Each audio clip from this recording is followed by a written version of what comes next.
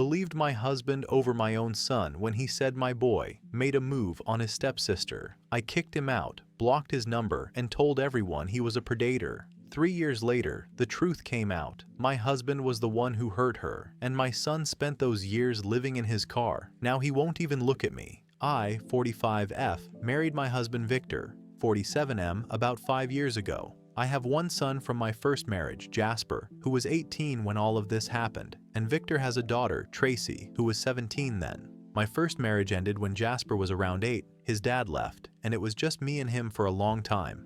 We were close. He was always a quiet boy, never gave me trouble, helped me around the house, and did well in school. When I met Victor, I thought it was finally my chance to have a real family again. He seemed like a good man, stable, serious, protective.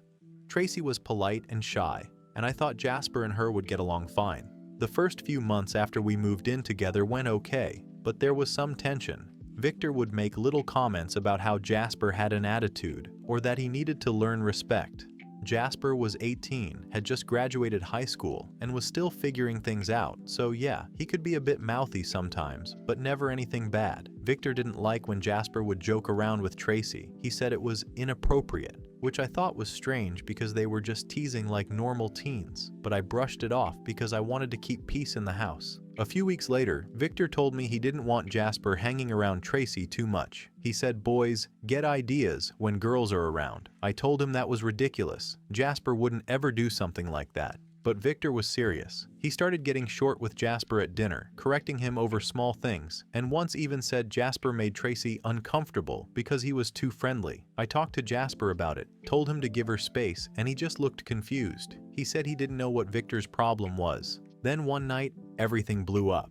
It was late, I had just finished cleaning up after dinner, and Tracy came into the kitchen crying. She said Jasper tried something earlier that day. She wouldn't give details, just kept saying she didn't feel safe and that she didn't want him in the house anymore. Victor stormed in right after her, furious, saying he caught Jasper lurking around her room. I was in shock. I went straight to Jasper's room to confront him, and he looked terrified. He swore he didn't do anything, that Victor was twisting things, and that Tracy looked scared of Victor, not him. That made me angry because it sounded like he was trying to turn it around on us. I remember yelling at him to stop lying, to take responsibility, to think about what he'd done to that poor girl. He kept denying it, begging me to listen, but I didn't want to hear it.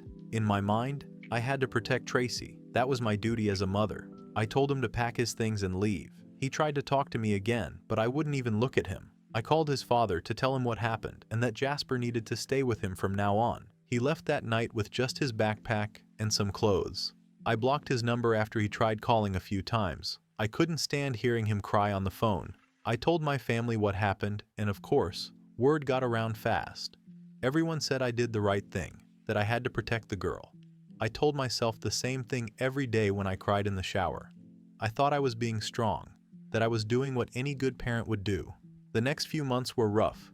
Victor was angry a lot, said Jasper had tainted the family. Tracy became more withdrawn, barely spoke to me, but I assumed she was just traumatized. I tried to focus on helping her heal. We got her therapy, but she didn't want to talk to anyone. Victor said it was better to let it go, that digging it up again would just hurt her more. So I let it go. But deep down, I missed my son. I would go through his room sometimes and find old drawings, school awards, little things he left behind. Every time I'd break down and then force myself to remember why I did it. I told myself he'd get over it someday, that maybe one day he'd understand I wasn't doing it out of hate. Still, there were things that didn't sit right with me. Victor never let me talk about Jasper again. He would get tense whenever I mentioned his name. Once I said I hoped Jasper was okay, and Victor snapped that I should be worrying about the girl who almost got ruined, not the one who caused it. That was the first time I saw a different side of him, cold, almost cruel. I brushed it off then, thinking it was just anger. I told myself I had to stay strong for Tracy, but sometimes I'd catch her looking at Victor with fear. I'd ask if she was okay, and she'd just nod quickly and leave the room. I told myself she was just uncomfortable because of what happened. I didn't know what else to think. It's been 3 years since that night. I haven't spoken to Jasper. He never reached out again, not to me or anyone in the family. My sister said she saw him once at a gas station, working behind the counter. She said he looked rough, like he'd been living hard. I cried for hours after hearing that. I don't even know where he lives now. I came here because lately I've started having doubts. I don't know why, but I keep thinking about that night. The way Tracy looked when she told me. The way Victor stepped in before she even finished talking. The way Jasper kept saying Victor was lying. It's been eating at me. Everyone says I did what any mother would do, but I keep replaying it in my head and wondering if I was blind. I thought I was protecting my family, but what if I destroyed it instead? Update 1. Back to update because I'm losing my mind here. Some context beforehand. Jasper hasn't spoken to me since that day. I've reached out a few times through my sister and my ex-husband, but he never replied. I don't even know where he lives now. I heard through someone that he dropped out of college his first year and started working odd jobs, but that's all I know. Tracy is in college now too. She's changed a lot since everything happened. She used to be bright and outgoing, always the kind of girl who filled a room with her energy. Now she's quiet, nervous all the time, and barely eats when she comes home for holidays. At first, I thought maybe she was struggling with guilt. I assumed she felt bad for what happened to her brother, which made me mad because she had nothing to feel guilty about. But lately, the way she acts doesn't seem like guilt anymore. It feels like fear. Victor and I, well, we're not doing good. After the whole situation, our marriage started to feel hollow. I thought it was because of the stress and distance from Jasper. But I don't think that's it. He's been different. Cold. Like everything annoys him. He barely talks to Tracy anymore unless it's to criticize her for something. He drinks more than he used to, too. Sometimes he gets short-tempered over the smallest things. The house doesn't feel like a home anymore. It feels tense all the time. A few months ago I suggested therapy. I thought maybe we could all talk it through and find closure. Victor shut it down immediately, said it was a waste of money and that we already dealt with it. He told me I needed to stop living in the past and move on, but how am I supposed to move on when it feels like something about that whole time doesn't make sense? The real turning point came 2 weeks ago. Tracy was home for a weekend and we had dinner together. Everything was fine until Victor snapped at her for not answering him fast enough. She froze up in a way that made my stomach drop. It wasn't normal fear, it was like she was terrified. After he went to bed, she sat on the couch shaking.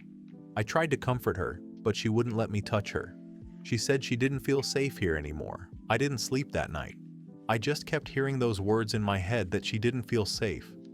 The next day, I went digging through some old boxes in the garage. I don't even know what I was looking for. Maybe just some kind of proof that I hadn't completely ruined my family for nothing. I came across some of Jasper's old things that I never threw out. His notebooks, his school photos, a few birthday cards. I sat there crying because I couldn't remember the last time I heard his voice. Then I found something else, Tracy's old notebook. It was shoved in a plastic bin with old clothes. At first I thought it was just school notes, but when I opened it, I realized it was more like a diary. The handwriting was messy, like she wrote fast or while upset. The first few pages were normal stuff about school, friends, homework. Then I saw an entry dated about a month before everything blew up. She wrote about Victor watching her too closely, about feeling uncomfortable, about how he got angry when she didn't hug him. I almost dropped the notebook. My hands were shaking so bad I could barely turn the page. There were other entries too, ones where she said he was making her lie, that she didn't want to, but he said it was the only way to protect the family. One where she wrote about Jasper begging her to tell the truth, that she couldn't even look at him because she knew she was ruining him. Reading that felt like my chest caved in. I must have read those pages 10 times just trying to make sure I wasn't imagining it. I wanted to believe I was misunderstanding it, that maybe it was some dramatic teenage writing, but the more I read, the clearer it became. She was describing Victor, not Jasper, Victor. I sat there for hours, staring at the wall. I couldn't even cry at first.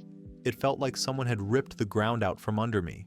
All this time, I've been telling myself I was protecting Tracy, but I was protecting the man who hurt her. I was the one who threw my own son away to protect him. I didn't know what to do.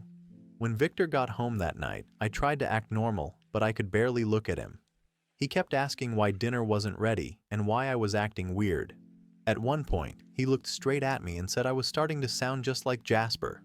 Later that night, when he went to shower, I took the diary and hid it in the trunk of my car. I don't even know why. Maybe I just needed to have proof that I wasn't losing my mind. I've been trying to figure out what to do since then. Update 2. It's been 2 weeks since my last post, and I don't even know how to start this one because everything feels like it's happening all at once.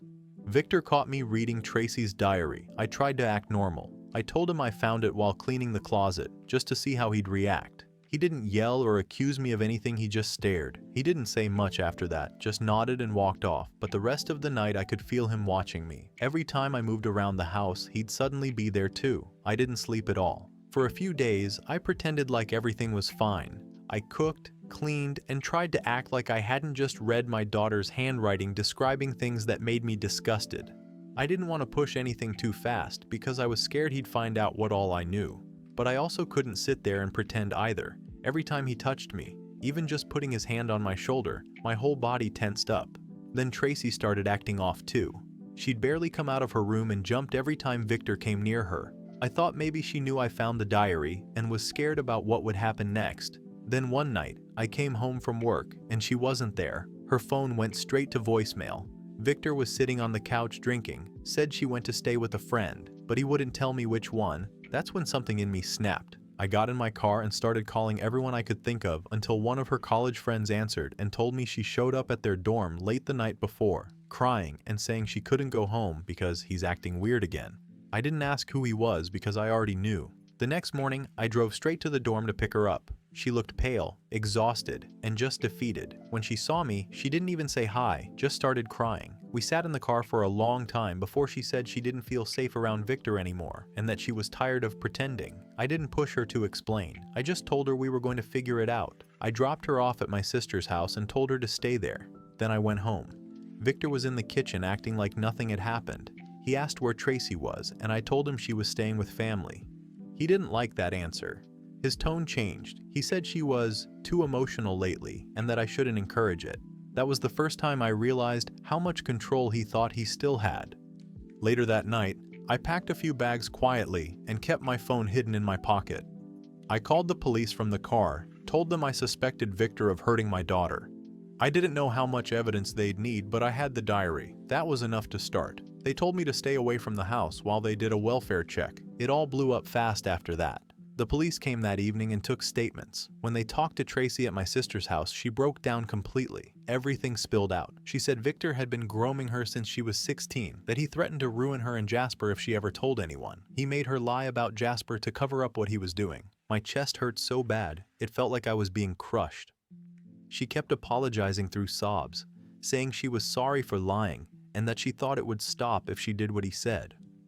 I told her she didn't need to be sorry for anything, it was my fault for not seeing it. Victor was arrested that same night. They took his electronics and searched the house.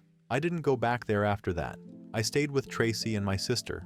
I thought I'd feel relief, but instead, I just felt hollow. The next morning, my phone started blowing up. His family called me every name under the sun, saying I was destroying an innocent man's life, that I was brainwashing my daughter. They said if anything, I should be arrested for false reporting. My own mother told me this was my punishment for turning one child against another. She said I made this mess 3 years ago when I threw Jasper out and told everyone what he'd done. Now that the truth was out, no one wanted to take responsibility. Everyone just wanted to point fingers, and I was the easiest target. I tried to reach Jasper. I really did. I called every number I had for him, but none worked. I asked his old friends, and one said they heard he was still around town working odd jobs, but kept to himself. I left a message with his father, but he said he hadn't heard from Jasper in over a year. I finally tried texting the old number he used to have just in case. I didn't expect anything, but I wrote everything out. I told him the truth about Victor. I told him I was sorry and that I'd do anything to fix it, that I'd help him get justice too if he wanted. I hit send and sat there for hours staring at my phone. Nothing. The next day, I checked again and the message still said delivered. No response. Update 3. It's been almost 2 months since Victor got arrested. The investigation dragged on, and every new thing that came out made me sick. I don't think there's a way to fully put into words what it feels like to realize the person you trusted the most was capable of something that vile and that your own son paid the price for it. The police confirmed enough of what Tracy told them to keep Victor in custody. They pulled his devices and found things no one should ever see. They said there were messages, recordings, and some kind of tracking app he had on Tracy's phone. She didn't even know it was there. I can't explain how it feels hearing the words, "We believe your daughter," when 3 years ago I couldn't do that for my own son. The detectives said the case could take months to build, and they wanted both of us to get therapy, so that's what we've been doing, but none of it feels like enough. I didn't stop looking for Jasper though. I asked around, reached out to people who might have stayed in touch with him. Finally, one of his old friends messaged me and said Jasper had been living out of his car behind a hardware store in another city for a while. He worked there part-time loading supplies and sometimes slept in the back lot. The friend said he's been like that on and off for years. When I read that message, I sat on the bathroom floor for hours just crying. I drove out there last week. I parked across the street from where the friend said he worked. I recognized him right away, even though he looked. He was unloading a truck, and when he saw me, he froze for a second, then turned around and walked the other way. I got out of my car and tried to go after him, but he just got in his car and drove off. I didn't even get a chance to say a word. I stood there shaking, holding the letter Tracy wrote for him. She wrote that letter after her second therapy session. It's several pages long, handwritten, where she tells him the truth about everything. She admitted Victor made her lie, that she was scared and didn't know what else to do. She said she's sorry, and that she knows sorry doesn't fix anything. I think she's been carrying this guilt since the night it happened, and seeing me fall apart hasn't helped her heal either. She told me she doesn't expect Jasper to forgive her, but wanted him to know it wasn't his fault. I still have that letter in my purse. I've tried contacting him again through that friend. I asked if he could just tell Jasper that Tracy and I aren't asking for forgiveness. We just want to see him safe. The friend said Jasper told him to stop giving out information about him. I guess I can't blame him. I destroyed his life once. Why should he trust me now? Victor's lawyer reached out recently. They're saying Tracy's testimony might get challenged because of inconsistencies, and that I influenced her after the fact. It feels like we're about to go through another nightmare all over again. And the worst part? The defense is using my own words, the old police report, and statements I made about Jasper to claim Tracy's memories aren't reliable. They're painting her as confused, and me as unstable and vengeful. It's like my past mistake is coming back to crush her all over again. I told the detective everything I could remember, even things that make me look bad. I don't care about my reputation anymore. I just want the truth to stick. Tracy's been holding it together, but I can see how scared she is. I'm not posting this for sympathy. I know what I deserve. I just needed to get it out somewhere, because the guilt is eating me alive. Final update. It's been a year since everything ended. Victor was found guilty. He's in prison. The sentence was long enough that I'll never have to see his face again, but that doesn't make it better.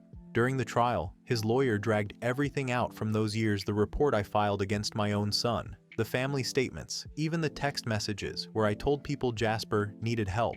They used my words to make Tracy look confused, to twist her story until it sounded like she didn't know what happened. Sitting there listening to them quote things I said about my son made me want to crawl out of my skin. It was brutal for Tracy. She had to relive everything in front of strangers who doubted her. I don't think I've ever seen her so broken. She moved out completely after the verdict. Said she needed to start over somewhere no one knew her name. I helped her pack and tried not to cry in front of her. She said she loves me but can't be around me because it reminds her of everything. I told her I understood, and I do. I lost my job halfway through the trial. They said it was downsizing, but everyone knew it was because of the publicity. People whisper, they always whisper. Some think I was part of it, or that I made the whole story up. A few think Jasper really did something, and I only changed my story to protect him. It doesn't matter what I say. Once people decide who you are, you can't fix it. After Victor's sentencing, I tried reaching out to Jasper again. I sent letters to every address I could find. One came back unopened. Another was signed for, but I never got a reply. I left one with his friend to give to him in person. I told him everything, that Victor was the one who hurt Tracy, that I know I destroyed his life, that I'm not asking for forgiveness, just to tell him he was never what they said he was. The friend said he handed it to him, but Jasper didn't even open it. Just said, "I already know," and walked away. I don't blame him for hating me.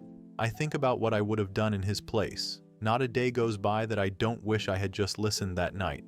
Just one more minute to stop and look at my son and see the fear instead of assuming guilt. But life doesn't hand out do-overs. It just keeps moving, with or without you. I guess that's my update.